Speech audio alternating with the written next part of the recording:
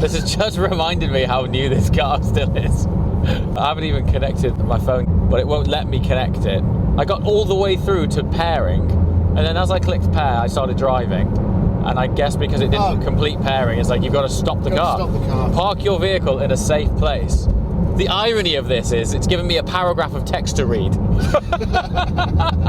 Like, really? Wouldn't it just be easier to go connected? Today is cool. So, bit of an asterisk disclaimer. You may have noticed that for the entirety of February, we were offline. So there's been a multitude of reasons for that. Top line, the Sub-7 series, from a production point of view, off camera, we're effectively making a 10-plus episode documentary series, which is going to play and be filmed throughout this year, with a core 3 months having a very tight focus on filming the journey of Sub-7. If you're joining this for the very first time and you're wondering what the hell is he talking about with regards to Sub-7, together with Manthey Racing, which is Porsche's in-house race team, and Porsche and some other very important partners which we shall share as this journey goes on, they have very kindly and very optimistically supported me on the endeavour of trying to set a sub-7 minute complete Nürburgring lap time in this Porsche 992 GT3 RS. And if we achieve that, I believe that we'll be the first amateur driver to have an official recorded time by the Nürburgring governing body of doing a sub-7 lap in a road legal car. That journey is very long and very intense and very full of reality checks, trials, tribulations, and a huge amount of pre-production. So a huge amount of my time and our team's time has been taken up off camera doing the pre-production on the Sub-7 series, which is literally filming a 10 plus episodes series, which is super exciting.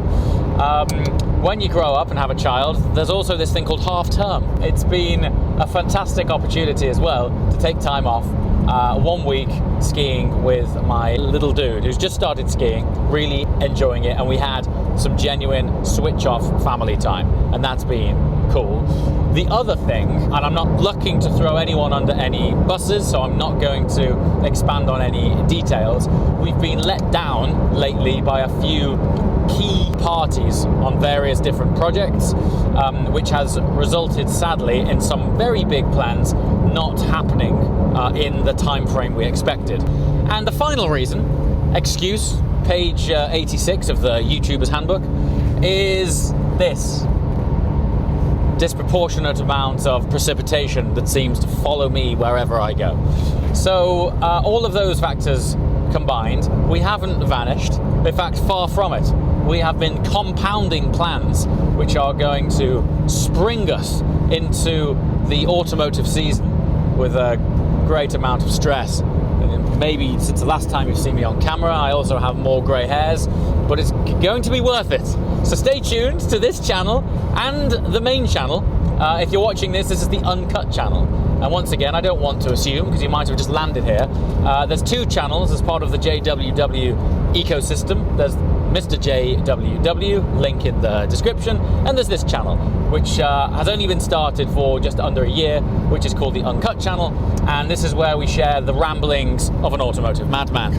So that's what we're up to here. This is very candid, behind the scenes, real, as to what we get up to, ironically, when the cameras aren't rolling. And there's a paradox in that, isn't there?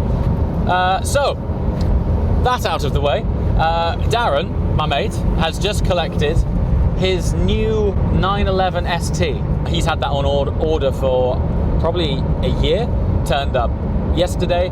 We're now driving it to the guys at AR Exclusive, who are car care, paint protection film and detailing company, to have the PPF put on this car. I thought I was going to be up in Scotland for a few days, but now he's got the keys for that car. Rest assured, I am not leaving this part of the world until I have a drive of that car. So at some point we're going to do a video on the ST. Conveniently, we find ourselves on the doorstep of the Highlands. I'm going to speak with our friends at AR Exclusive and see if we can sort of fast track the application of PPF.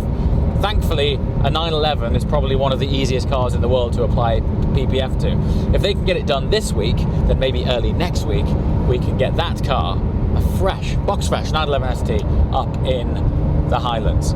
The caveat on that, which is also on this car right now, and one of the reasons that I'm driving this car on a very wet day to go into a town where it's the least conducive to drive this car, is because this car desperately needs run-in miles. Now, I've had this car since October last year, and it's currently done 376 miles. Rocky numbers, I know, but why it's important on this car and that car, because they both have the same engine, is there is literally a run-in procedure based on the mileage of the car, which is linked to the warranty, that when you turn these on the dashboard, a warning, a reminder, an indicator comes up on the dash, and it literally says, be mindful of run-in, period. Now, you could think, oh, it's a Porsche, it's built solid, let's just send it. There was a case that I heard that the run-in period isn't actually for the engine, it's for the transmission. If, for example, your PDK gearbox was to have a malfunction within the run-in period, and the dealership were to plug in this car and see that you haven't adhered to the run-in period, which is basically not sending it to 9,000 RPM during this first 1,000 miles, it is within their right to invalidate the warranty on the components attributed to that run-in period. Now, that particular case that I heard of, thankfully Porsche were like, okay, you should have done this as per the disclaimer, but we're not nasty people and we're going to swap your transmission anyway. That was on a 992 GT3, not an RS. Why I think it's extra important for this car is that on the Sub 7 series, all this thing is going to be doing after we've driven it to the Nürburgring is living at 9/10, which means it's going to be living at 8,500, 9,000 RPM for a huge amount of its life. Anyway, massive digress. What I was saying was, even when I do get handed the keys to that car, hopefully next week, still going to have to be mindful of not totally sending it, because that engine wouldn't have done its first 1,000 miles running. So let's see how it goes.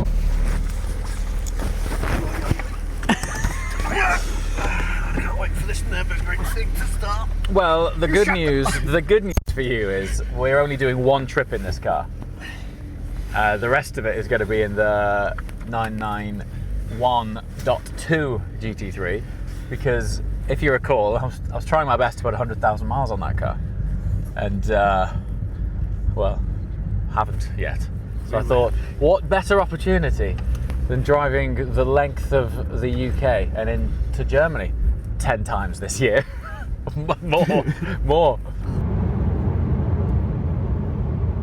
Okay, so I did just drive it, but for like 5 miles, and it's got 93 miles on it, and it still needs running in. But one of the things I can say is that the flywheel on it is so sublime and so light, and the engine, because it's this engine in this platform with a manual gearbox, the throw, I don't want to get carried away and basically review this thing in 30 seconds, but the depression of the clutch and the throw of this, I mean, look, you sort of change it kung fu style with your wrist. It's like the most snick-snack box. It's beautiful. So short. I mean, look how short that throw is. It's amazing. Super light flywheel. It's also got the old rattly single mass thing going on behind when you're in neutral and the clutches decouple, it all rattles like old 997 times. Yeah. Speak to these boys and fast track this PPF. And how was that? Well, that journey stuck in traffic. I know. What happened there? It's cool, huh? You can tell it's so short. Just quite pairing, man. Yeah, I mean, the steering on that is like synaptically connected to your tendons. It's crazy. That's the least practical, best two-car garage ever. Whoa. Hey! Hey! How's things? No, he's already on it. How you getting on? That's cool. Look at that. I've not seen an aerial in a long time. How's things? Good to see you. Likewise. Yeah, right, dude. You okay? Good, mate. Yeah, everything's cool, dude. What's happening? Hey? He went like that. Like rock, paper, scissors. Oh. I'm told this is going tomorrow. We almost thought about driving it back because we were like, what's 50 miles? And then we were like, it's done 220, so it's like almost a quarter of its whole life. that would be a shame. That would be a shame. So, It's been a nice ornament. yeah. Well, exactly. It's pointless, man. It's pointless. I mean, those tires are plastic now. No joke. No, they actually are. Like, I mean, what are they? 2006? They're just plastic tires. The rubber is no longer in that compound. That looks bonkers. 400 horsepower, 600 kilos. 410 hours ago. Is it? Bloody hell. Crazy speed in that thing. The one that's coming's got ceramic brakes. Has it really? That steel, but the one that's coming's got They ceramic. do ceramics. Wow. I mean, they've evolved them a lot, haven't they, since? Even though it still looks like it's built around scaffolding. They've evolved them a lot. They got expensive too. You'll do something in that. You would do something like that. I always remember when they launched that bonkers V8 version, and it was just too much. It was like you couldn't even put the power down on it. It was just mad. See, it's funny. It's like got a tiny little massive wing, if that makes sense. Are these guys planning on doing track days in it and stuff, or yeah? Basically, reintroduce the 991 GT3 back on the channel. Is that here now? Yeah, that's in Perth's service bay. So we're going to do a check over on it because it's kind of been With all the mechanics. yeah. I've spoken to Johnny at JCR. He's going to put the valves back in it, which will be good because it's going to get used now for the runs up and down the ring. So hopefully they'll make up for the 18 months of not using it because we're stuck on, I think it's 58,000 miles now, is it? I think 58, 59. It should have been on 70,000 miles by now. Yeah. But we're going to make up for that in the next few months. Yeah, we started running them 3 touring, and then we travelled quite a bit, and then we got out of the touring into the Lusso and the weather. I think it's still on Cup 2s as well, so it's not the best for driving all year round. No. So yeah, I'm actually excited to see it because we did all the work to it, actually unveiled it at Hampton Court 2 years ago, and never driven it since, which is, now I say that verbally, it's quite embarrassing actually. Oh yeah, thanks. That. There we go. Oh, I have to move this this RS. So that's a new one with the sports seats, eh?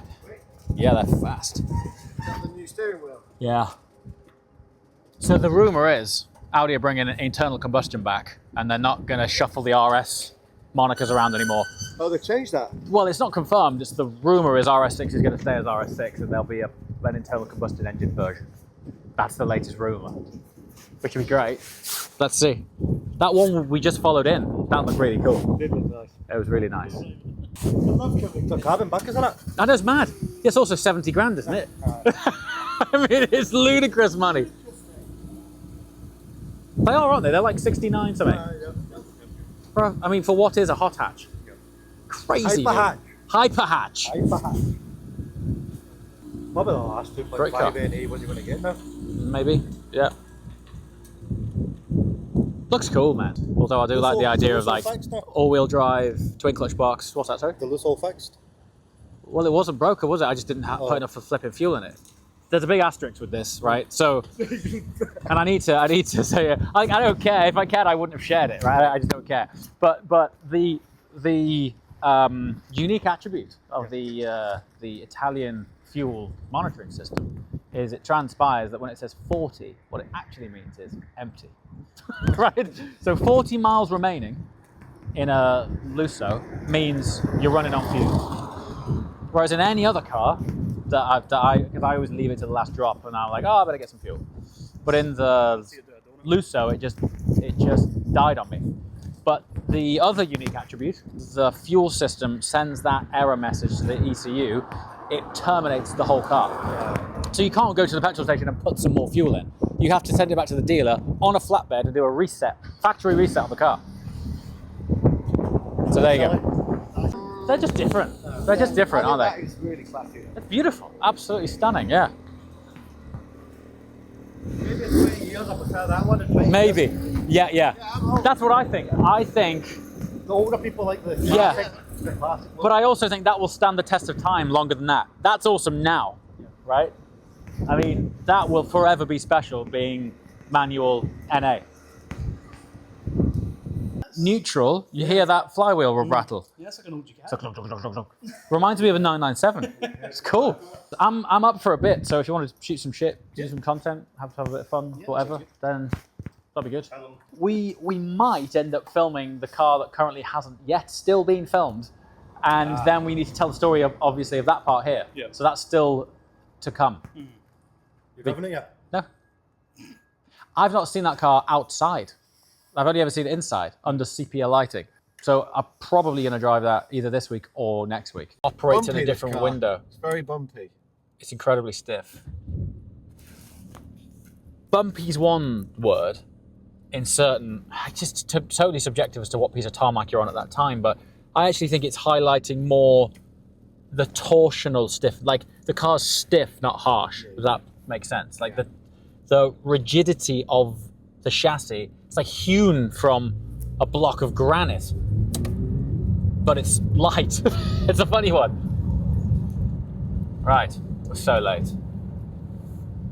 Right, checklist for the day. Car's been dropped off. Let me go. Let me go. No, yeah, thank you very much. Very kind of you. Thank you, sir. Do you remember when we went to that weird donut shop? Yeah, I do. Was it here? That's. You're never going to do that again. No, I'm never going to do Now that. that you're a professional. Well, that's kind of the point of the challenge, is that I'm Yeah. not a professional racing I know, driver. Sorry, yeah. Yeah. What's that centre point called where in cars they create a centre point that's got a bit of deadness in it? That has Dead none of spot. it. Huh? Dead spot. Yeah. Yeah. So at the 12 o'clock marker, there's often engineered into the steering rack a degree of play. Yeah. Which means when you are floating along a motorway like this and you're sort of relaxed and you're putting in natural inputs that you might not be thinking about, the car still stays straight. This has no play. There's no dead spot in this. So when you have an input, it moves. And so it's not necessarily a particularly relaxing car on a longer journey, but that's not what it's for, is it? That's not the intention of the car. I mean, they've done away with the frunk, for God's sake. They filled the rear full of cage, so you can't really do anything. I mean, it's so unapologetic in its purpose that they're like, do you know what? Who needs bag space in a track car? If it wasn't for the number plates on this, you might as well buy a cup car, right? It's pretty crazy. Let's also not forget, this is the Gen 1. There's still to come a Gen 2 of this car, which is going to be faster, more capable, more stable, whatever it is, right? If you're heading to the Nordschleife Yeah. and you want to be on the show and Yeah. talk about why you love that place so much, and you see us, Do you come and say come hi? up to us and say hi. Come and say We'll hi. talk to you. If you've got a story, Or if you've got, or if just you want want to share to tell us in something. the comments that you're going to be there, let us know. Yes, The exactly. more stories, the better this documentary will be. Yeah. It's not just about the sub 7, it's about the whole place. 100%. Yeah. The actual lap attempt is more of an excuse to tell a much wider story.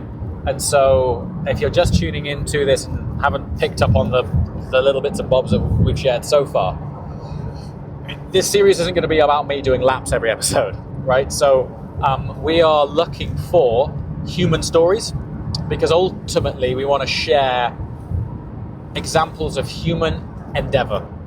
And so, for example, we are speaking with grassroots, purist, die-hard enthusiasts who just love that place, and they throw probably a disproportionate amount of their earnings towards spending time at the ring. Everyone in between that, all the way up to the likes of Porsche factory works drivers who have set lap records there. And it's important that we fill that whole spectrum, because the ring is for everyone, and it just has this, like, I don't know any other circuit that has the same cultural draw as that place. And the more that we've researched it over the last few months, it goes way further beyond, oh, it's just an amazing track. Like, we've really got some emotional stories. Like, I've had one guy who we'll share soon, who sent me a three-page written essay as to his journey that involves the ring. And we're looking to share other stories like that. So if you're watching this right now, you have a story, either leave it in the comments, or you're probably better sending me a DM on Instagram. Just send it in there, title it Nürburgring Story, and we'll just flick through and read it. And if it's cool, we'll get in touch. I'm trying to get the run-in miles on it. And then the series at the Nürburgring starts end of April. Oh, you're taking it there? Yeah, it's going to live there all year. And we've got a really big project coming up with Manti. So that'll be a lot of fun. So I saw your GT3 touring ducktail yesterday. Yeah. Well, that's why we're actually here, because we're filming with that. I feel like we're kind of reintroducing it back on the channel because it hasn't been on there for so long. So we're going to get it up on the ramp, make sure everything's cool. And then when that goes down to the ring, it'll stay there. And I'm planning on using the 991 as the wheels to go backwards and forwards, because I always wanted to try and put 100,000 miles on that car. And for the last 18 months, because we've done so much work to it, it's been in different states of work, be it paint or interior or exhaust or something, and just haven't really spent any time with it. So we thought, well, when this sub 7 series starts, we'll be up and down all the time. So gonna get it launched again, man, which will be a bit of fun. How many miles have you put on this? Yes, just for 400. 400, Which is rookie numbers, man. It was the day before you took it out. Yeah. I saw it there, and then that was the day before the meet. That's it. Yes. You took it to the meet. Yeah. It's not done much. Yeah. I mean, it needs another 500 miles on it, or actually 600 miles on it, before it's done its official run-in period. So I haven't managed to take it to 9,000 yet. I haven't really revved it out yet, because as per the sort of running guidelines, that's the sort of plan, really. So so excited for it, man. It'll be cool. Yeah. Would you ever think of like getting non-stock wheels on it? Not on that one, only because they're the lightweight magnesiums. Would you ever think of putting like full carbons on them? I'm not sure I would. Funnily enough, I'd probably think about full carbons on something which is more of a road car. The only reason being, when this thing goes on track, or when any car goes on track, it gets such a hammering, bouncing off curbs and things. Whereas that's a BBS lightweight magnesium rim, and they're fairly well tested for hitting curbs at the ring. I mean, as expensive as they are, if one of those gets dented, it's still a bad day at the office. But if a carbon rim gets cracked, that's a really bad day out. So carbon rims on a road car, certainly, but on a track car, I keep it practical, as it were. Yeah, it does. Yeah. What is your actual dream car? Dream car? That's it. Yeah. And I like, that might be a surprise. But I've been incredibly fortunate to drive so many things over the years, and I just keep coming back to these things. It's not that they're necessarily the most exotic or the most exclusive, but as a complete package, their spectrum of ability is so broad. It's as good on the road as it is at the track. They're bulletproof. They sound amazing. I mean, in this day and age, when we're getting electrified cars, to have something that's NA that revs to 9,000 with a gearbox that is so sweet, that thing just does it all, man. Right then, guys, we're gonna have to go and crack on and do some work. Good to see you. Good to see you, bro. Catch up soon, man. Thanks a lot. Cheers. Right, let's try and do some work. Thank you very much. Cheers, buddy. Thank you. I want to say work. Film some cars. Hello. Ricky Gervais Water. Well, I'm pretty sure he's an investor in that brand. Yeah, Ricky Gervais. There you go. Ricky Gervais, thank you. Crushed it. Cano Water sells 11 million cans in 2024.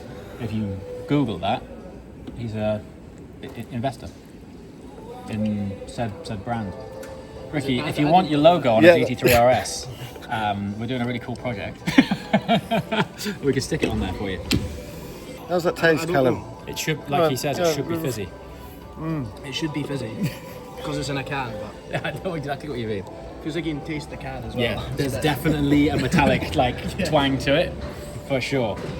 So I thought I'll make sure we've got all the parts, and you'll get your special GT oil as well because it's Okay, GT3. you need special So oil. it's got Okay. it's got a specific oil now for GT products. Okay, that's cool. Um, Special oil. Drive belt and air filters, which is like bumper off. So I've not Okay. taken the bumper off or anything just yet, but I thought Okay. I don't know exactly Yeah, how well, you want to we plan can, it. Or I mean, I just thought it would be an interesting insight into it because, yeah, definitely. as you've identified, it hasn't had much attention recently. No, it's a shame. And it's been in a lot of pieces as well because we've obviously done the interior, so that we What an interior, gutted by the the way. interior What an and then interior. rebuilt it, which is kind of wild. Well, I mean, it's funny. It's kind of split opinion. It's either a wicked interior or it looks like someone I skinned like Garfield. It's unique. It's different. Yeah, it's different, you know. Alcantara's king as Yeah, well. Like with a it's, little whale, like ducktail on it, and Yeah. And it's another thing. Like I feel like the ducktail is something that's not on a lot of 911s. So it's unique. quite It's cool. different. You don't see a lot of them, especially on 991s. Because you've got coolant. Obviously, you need to cool with radiator fans and such at the front of the car, but your engine's in the rear. Yeah. These take 18 litres of coolant there or thereabouts. So you've got breather lines that go from the front to the rear as well, because your expansion tank and everything's at the rear next to the engine. Right. So there's breather lines, and hopefully it's just something, maybe that's not quite sealed correctly, maybe it's popped off a little bit, but I wouldn't imagine it's anything horrific. If it was a serious leak, because coolant's under pressure quite a lot, you would see something a bit more substantial if it was horrific. Oh, you did. Good to see you. Yeah, you too. How's things? All right, yeah. Great. Anyway, it's a bit different when we last seen it. It's a bit different. Yeah, yeah, it's a bit different. Actually, colour was it when not you as saw many it? miles as I was hoping to have. Chris Hoyt, as in Sir Chris Hoyt, Cyclist. cyclist. I was racing in the Caterham Academy. Wow. He'd just come off the back of his season in Caterham, and I think he was doing like a sort of ambassadorial role for them. And when I joined that race series, the guys at Caterham said, "Why don't you do a day with Chris?" So we met, hung out, went out in a crazy sequential box Caterham, and he was sliding it around a car park, and we just got on and stayed in touch. I met up with him, I don't know, several months afterwards, and he'd got an allocation on a 991.2 3RS. Nice. And I said, "What are you doing with your car?" Because I was desperate for a manual one. Yeah. But really specifically, manual, no cage, right? So Quite specific. yeah. So because I knew I'd be using it a lot, I didn't want the cage because I wasn't going to track it. Well, it's not I wasn't going to track it. I wasn't going to use it as a track car. Yeah. And on road trips, you want to throw stuff in the back. So I thought not having one with a cage. And I was also after one specifically in crayon / chalk, right? Ticked all of those boxes. So I said, "So what are you planning on doing with this?" He says, "Well, I'm going to sell it." I said, "Have you found a buyer?" He goes, "No." I said, "You have now." Fantastic. Yeah. So I bought his car. At that time, I think when Chris sold it to me, I think it had about 4,000 miles on it. So I haven't done like all 55,000. Yeah, so I've done about 55,000 miles in it. I feel that. Weird.